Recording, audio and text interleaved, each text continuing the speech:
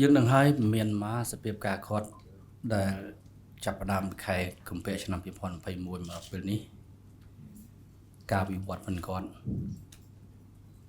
មានលក្ខណៈ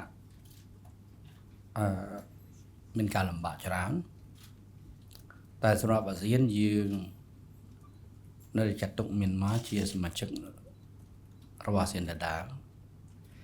ហើយប្រមុខរដ្ឋាភិបាលអាស៊ានបានកោះប្រជុំយ៉ាងហៅថាបន្ទាន់មួយនៅខែ4ឆ្នាំ2021ខ្លងទីនេះហើយបានចេញនៅយ៉ាងហៅថា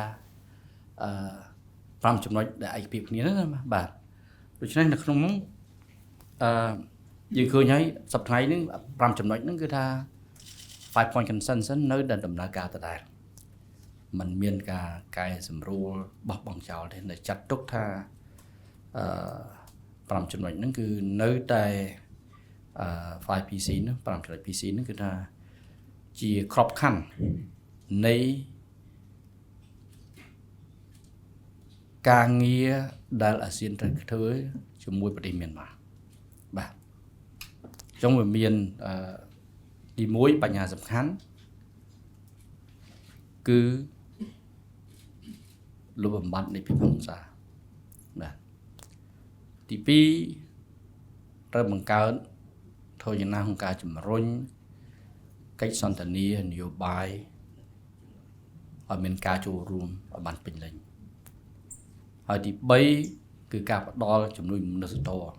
សម្រាប់ប្រជាពលរដ្ឋមីយ៉ាន់ម៉ាដែលខ្លាយជាអ្នករងគ្រោះដោយសភាពការនៅប្រទេសមីយ៉ាន់ម៉ាហ្នឹងហើយដល់ឡែកទៀតគឺកន្លងមកនេះយើងឃើញថាអាស៊ានបានបង្កើតនៃបេសកជនពិសេសរបស់ប្រទេសអាស៊ានស្ដីពីមីយ៉ាន់ម៉ានេះតាំងពីសម័យប្រទេសប៊្រូណេមកដល់កម្ពុជាយើងឥណ្ឌូនេស៊ីប្រទេសឡាវឥឡូវដល់ប្រទេសម៉ាឡេស៊ីបាទយើងឃើញថាអ្វីដែលសំខាន់មិនមែនអាស៊ានមិនបានធ្វើអីទេអាស៊ានបានធ្វើជាច្រើនបើអ្វីដែលសំខាន់នេះមានម៉ាគាត់ត្រូវឆ្លើយតបគាត់ត្រូវចូលរួមចំណែកបាទ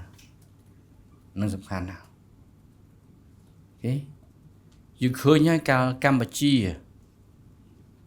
ជាធ្វើជាប្រធានអាស៊ានហើយបានដាក់ចេញការងារមួយចំនួនការកាត់ខំរបស់ប្រទេសមួយពីប្រទេសប៊្រូណេប្រទេសកម្ពុជាប្រទេសឥណ្ឌូនេស៊ីជាដើមការខិតខំរបស់នោះគឺថាមានការឆ្លើយតបតិចតួចណាបាទប៉ុន្តែទោះបីយ៉ាងម៉េចក៏ដោយដោយសារភាពស្មុគស្មាញស្ថានភាពស្មុគស្មាញនៅប្រទេសមីយ៉ាន់ម៉ានោះយើងមិនអាចរំពឹងថាដោះស្រាយក្នុងរយៈពេលខ្លីបានទេបាទអញ្ចឹងយើងត្រូវតែបន្តនៅភាពអត់ធ្មត់នៅការប្រស័យទំនាក់ទំនងគ្នាធ្វើការជាមួយគ្នាបាទប៉ុន្តែចុងក្រោយយើងឃើញថាមីយ៉ាន់ម៉ាមានការប្រែយ៉ាងថាមានការដូរគោលជំហរមួយចំនួនទី1ពីដើមឡើយគាត់មិនបានបញ្ជូនតំណាងមិនមែននយោបាយចូលកិច្ចប្រជុំអាស៊ានទេចាប់ពីខែមករាឆ្នាំ2024មកគាត់បានដូរគោលជំហរហ្នឹងគាត់បានបញ្ជូនអគ្គលេខាធិការក្រសួងការបរទេសគាត់តែមិនមែនអិសរាជជននយោបាយចូលរួមកិច្ចប្រជុំចង្អៀតរដ្ឋមន្ត្រីការបរទេសអាស៊ានដែលធ្វើឡើងនៅទីក្រុងលួងប្របាំងប្រទេសឡាវនោះ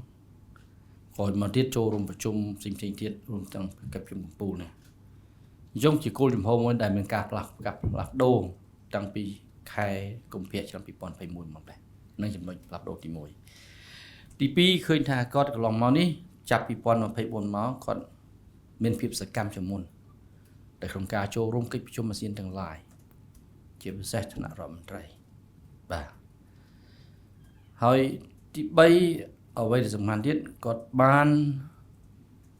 ព្យាយាមដើរតួនាទីជាប្រធានអង្គប្រជុំតាមវិស័យនៅពេលណាវិស័យនោះដល់វេនគាត់ធ្វើជាប្រធានបាទជាស្ដែងទស្សនវិជ្ជាអញ្ចឹងជាក់លាក់ប៉ុន្តែពាក់ព័ន្ធនឹងស្ថានភាពក្នុងប្រទេសគាត់នោះអានេះជារឿងមួយដាច់ដライព្រោះ